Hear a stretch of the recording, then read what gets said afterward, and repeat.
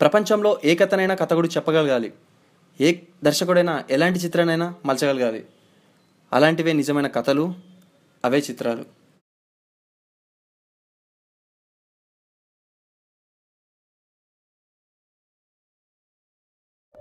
Bin Laden tower కూల్చేశాడు, అతనిది చాలా intelligence and పెద్ద క్రైమ్ చేశాడు అనుకుంటాం కదా.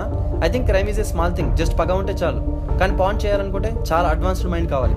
I think crime is a very easy when compare to pan.